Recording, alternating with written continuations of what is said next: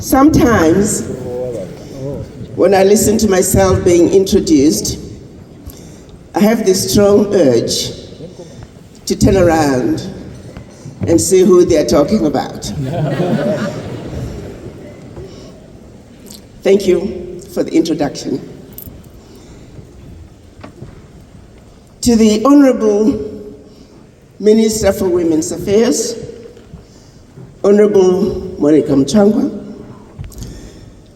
to the Honorable Tatenda Matevere, Minister of Information, Communication Technology, Postal and Courier Services, to the Deputy Ministers, starting with my son, Kudakwashem Pamanga,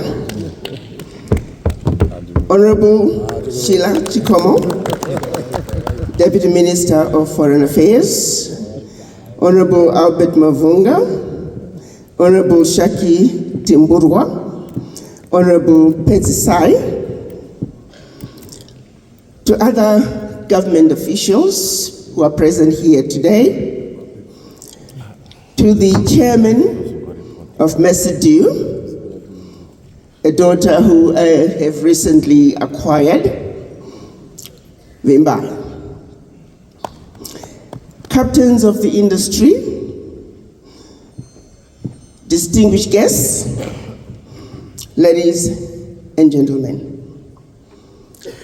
But before I proceed as well, I would like to also honor our President, His Excellency, Emerson Mnangagwa.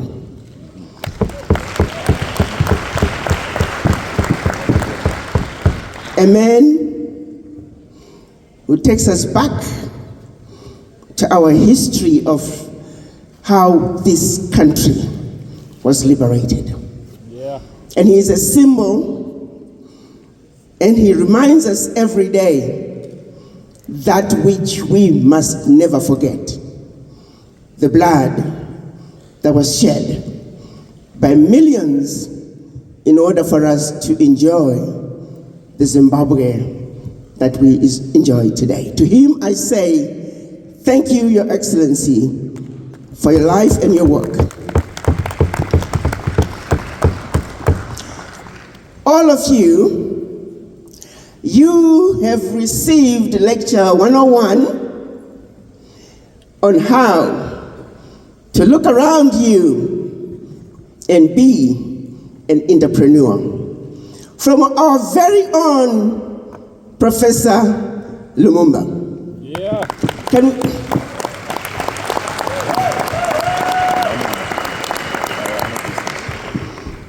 He did not mince his words. He told you like it is.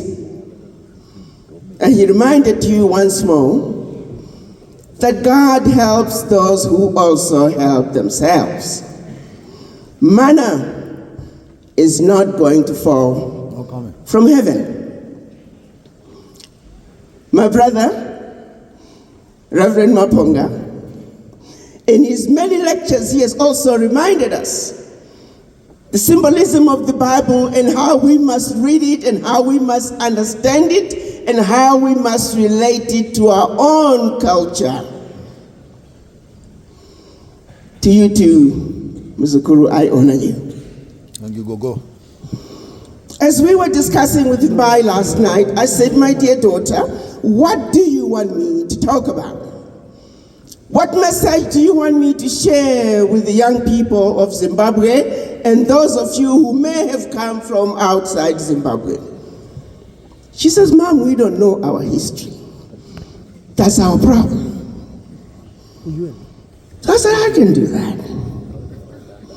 The question is, where do I begin? 400 years ago, I guess all of you are saying, oh my God, we better have dinner ready. Over 400 years ago, the children of Africa were taken out of Africa and were enslaved. When they arrived in the Americas, There was a famous man by the name of Willie Lynch. Willie Lynch had figured out a way of disciplining his slaves in such a way that when you deal with one generation, the slaves will be obedient for the next 400 years. What is an example of what Willie Lynch did to the slaves? He would tie a man, one leg on one horse facing to the right, and another leg on a horse facing to the left. He would particularly want to have pregnant women come and watch, children, relatives, and then he will crack the whip and hit the horses. And as the horses take off in opposite directions, he would split the man into two. This was a way of conditioning the black man and the black woman, including those who are yet to be born, letting them know that if you disobey the white man, this was the fate that awaits you. Fast forward, the black man and the black woman remains in that same state of mind of fear of the white man. While they were doing that to the enslaved Africans in the Americas, back home in Africa, they were sending missionaries with specific instructions on how to condition the African to be obedient. They were specifically told, teach them how to read, but not to reason. King Leopold had specific instructions to the missionaries who were sent in advance to subdue the Africans and teach us to turn another cheek. So by the time the real thieves came behind, we were so submissive, we never argued. We gave it all up. They want one loaf of bread, we say, oh, we got 100 more in the back, here they are. So it is colonization and Christianity set foot in Africa for the sheer purpose of finding a way of stealing and exploiting the Africans.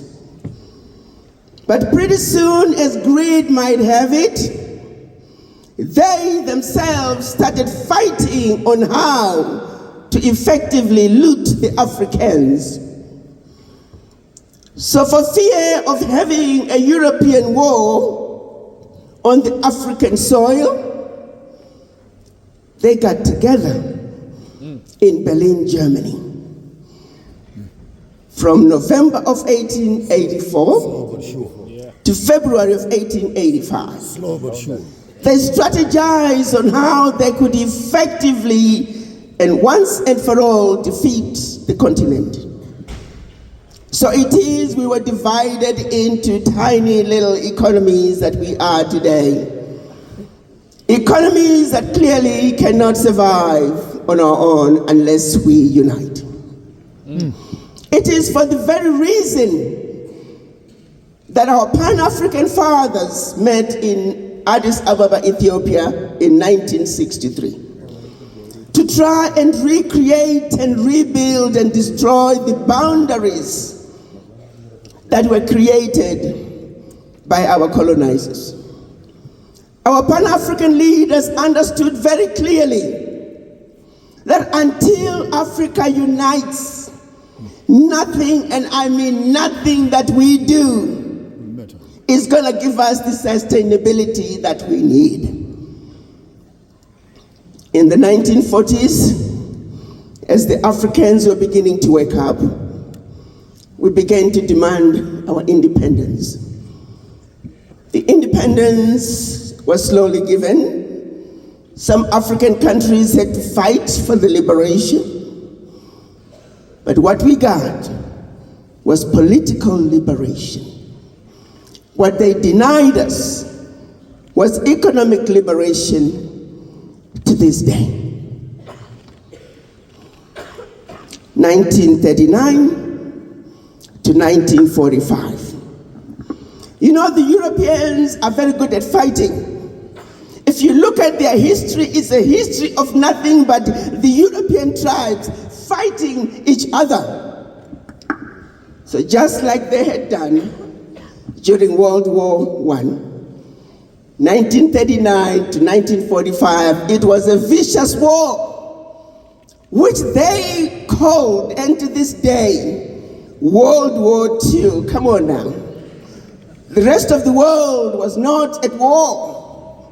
It is the European nations who were fighting among themselves, and they used their influence to recruit from other countries, including this country. At that time, it was called Rhodesia.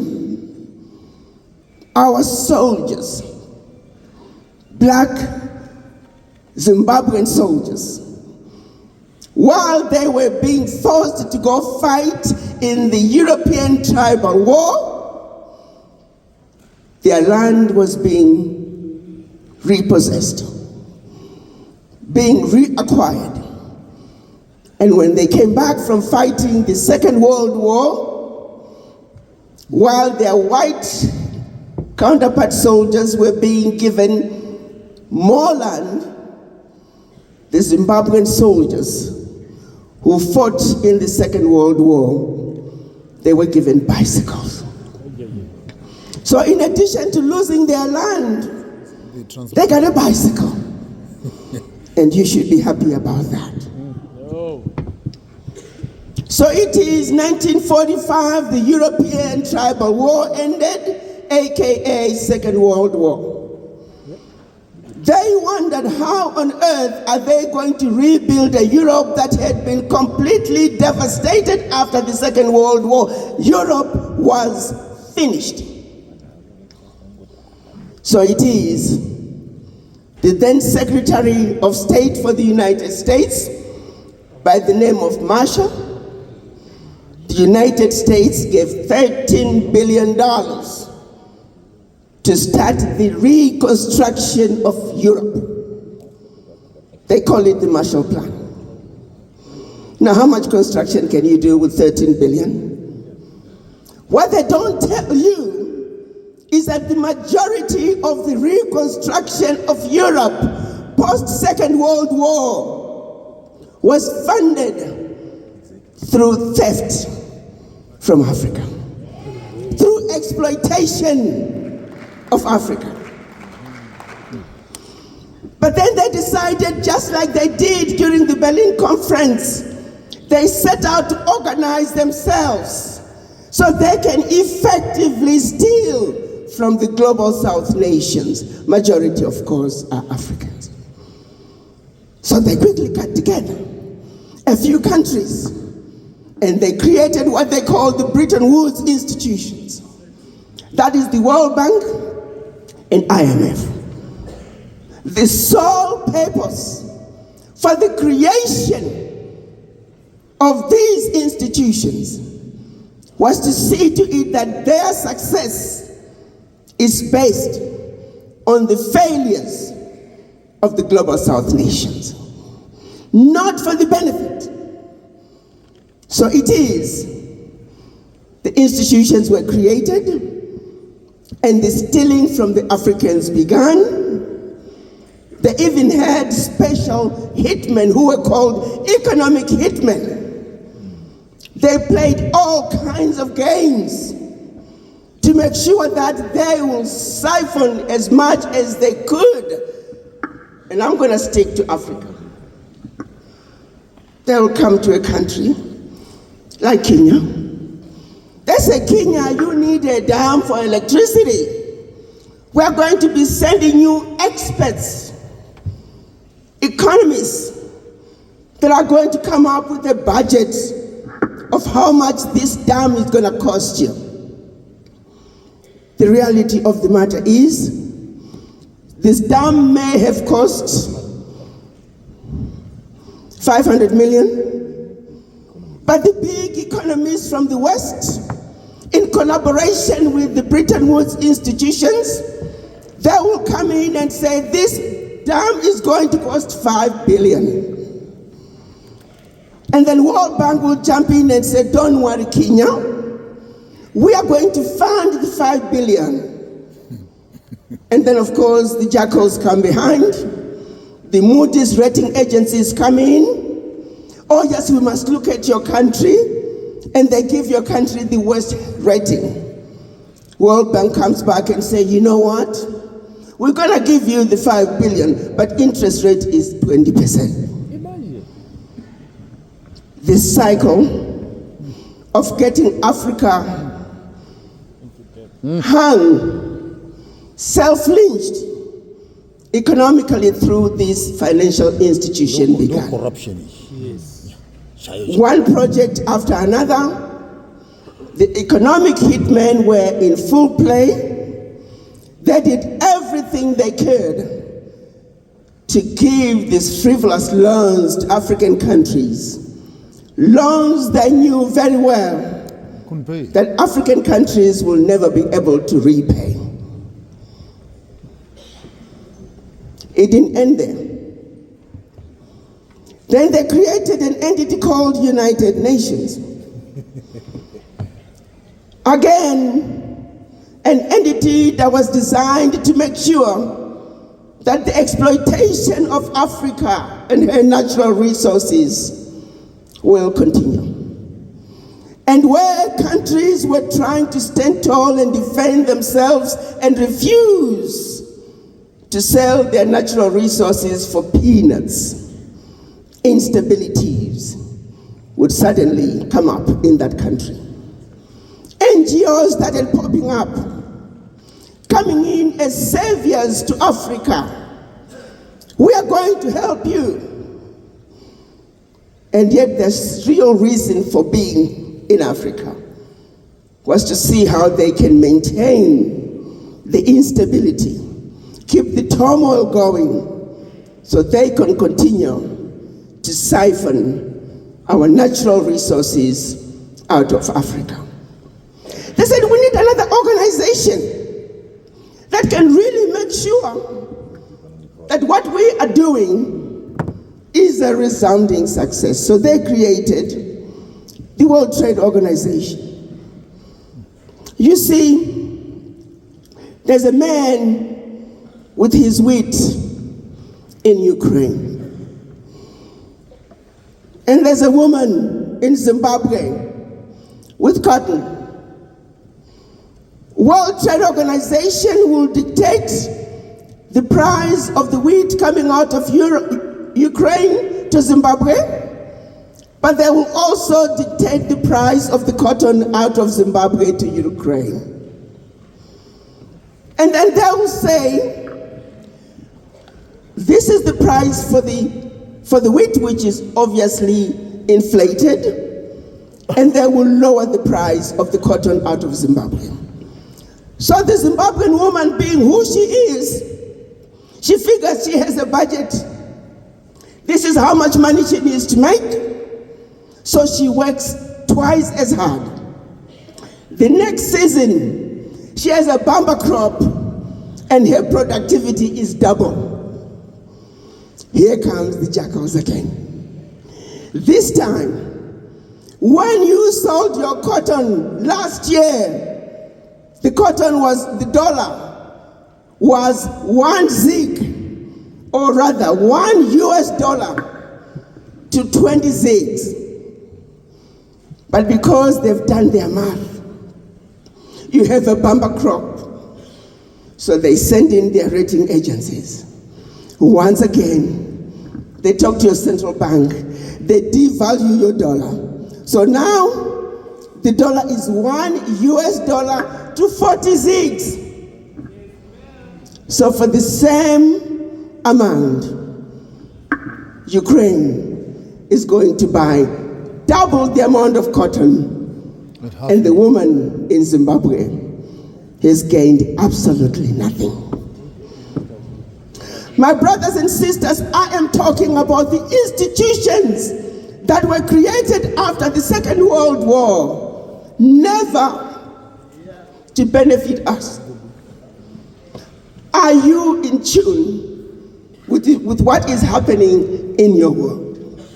Are you understanding the dynamics that what is happening in Washington, what is happening in Paris, what is happening in London will affect your ability to be an effective innovator? Are you connecting the dots? Yeah. Are you getting your world and how what your world is? Our Pan-African fathers tried to create an Africa that was united, an Africa that spoke with one voice, an Africa that we know very clearly the only way to survive is when we speak with one voice, one mind, one heart, as children of one Mother Africa, united. Failure to do so, Africa shall forever be defeated. In the United States today, we have President Trump, who I must say, when it comes to his international global policies, I find him to be a breath of fresh air. He did an analysis. He said, well, all you NGOs, you're going in and doing all this regime change. Show me the money. Where did the US benefit? He didn't find the money. So he said, get rid of USAID. Some of you were crying. Oh my God, USAID is out of Africa. What are we going to do? Are you crazy? You better preach now. Do you understand this entity and what they have been doing? Criminals of the highest order. They needed to go. And not only USAID, but any other Western NGO. We do not need their peanuts. Yeah. So for those that want to complain, don't get lost in the bravado when you analyze the global policies coming out of the United States. Let's leave domestic policies alone. Americans can deal with that. President Trump is also saying, I don't really care what your government is doing. You got some gold, I want it. The question is, are you willing to give it to him for the price? Because he's going to come in and say, I'll give you 10 cents. Are you willing to accept the 10 cents?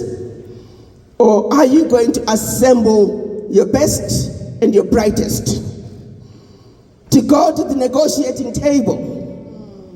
The opportunity that President Trump is bringing to the world, even though those opportunities were not intended to benefit us. Let me make sure everybody's clear about that.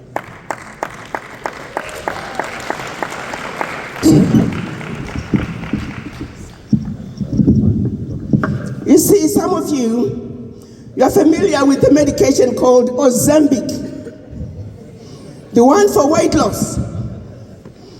Do you know how that medication came to be? It was intended for diabetes. Exactly. But they found out that patients who were diabetic, who were overweight, when they took Ozempic, they also lost weight. Positive side effect. They also found out that patients who were diabetic, who were given Ozempic and had a heart condition, their heart got better. Positive side effect. They found out that if you are on Ozempic for diabetes and you got kidney disease, your kidney function began to improve. I'm saying to you, my brothers and sisters, our young daughters out there, that in my book, President Trump is Africa's Ozempic.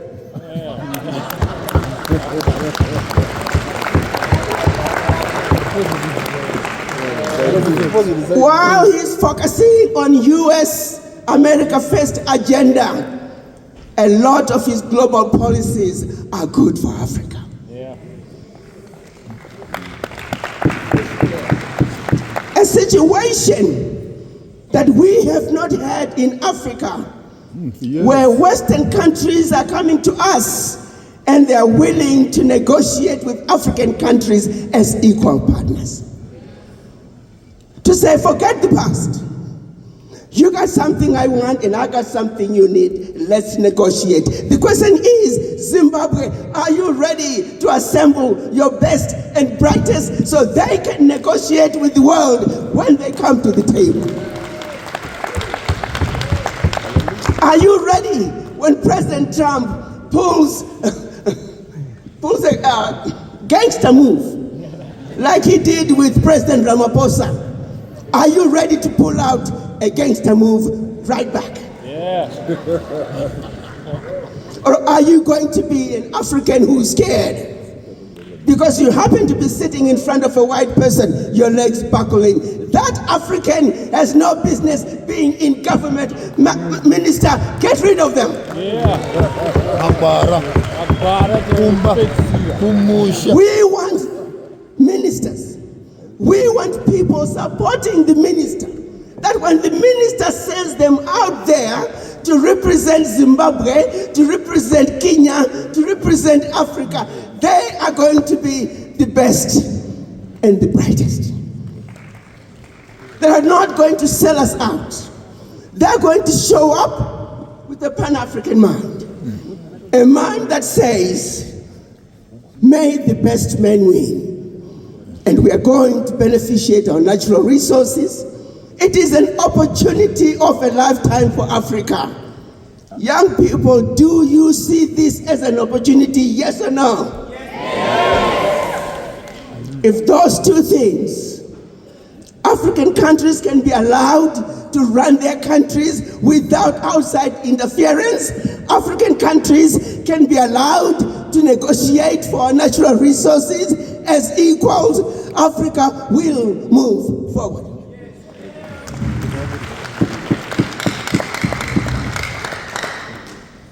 So young children, do you understand your world? Is your mind awoken enough that you understand the role that you are going to play in the new Africa today? The new Africa of today is not looking for young people. All they want is a US dollar to go to America, a British pound, and an opportunity to go to Britain. This moment is calling for young people like Minister Muchangwa, who at a young age, she had it within herself to say, there is something going on that is terribly wrong in Rhodesia. And that, if I go east, there's a country called Mozambique that is sympathetic to my cause. That I'm going to get there, Get a gun. and I'm going to learn how to fight. I'm going to learn how to use a gun, and I'm going to come back and do my part Shoot some white to man. liberate Shoot the my boer. Zimbabwe. Shoot the Are boer. you that kind of a young person? Kill the farmer. We don't need to get a gun like Minister Mchanga. This time our gun is our mind. Do you understand your history? Like the deputy minister said, we can't keep going back to President Mnangagwa. He has done his part. We can't keep going back to Minister Mchangwa. They've done their part. They carried the gun. They gave it all up. They risked their own lives to liberate this country. Hello.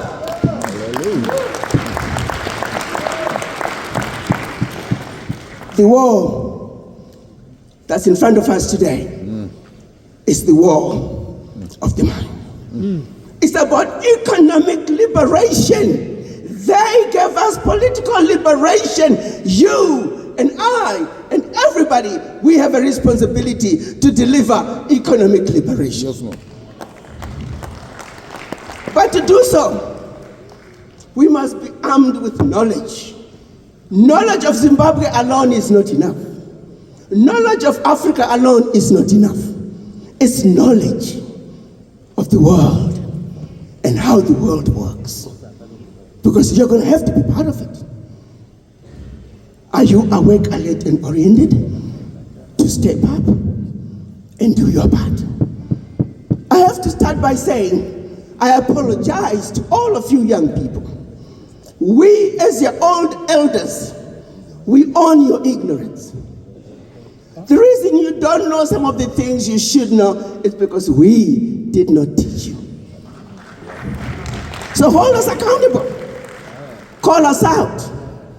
And we too must be prepared to take that responsibility on, but also be prepared to do something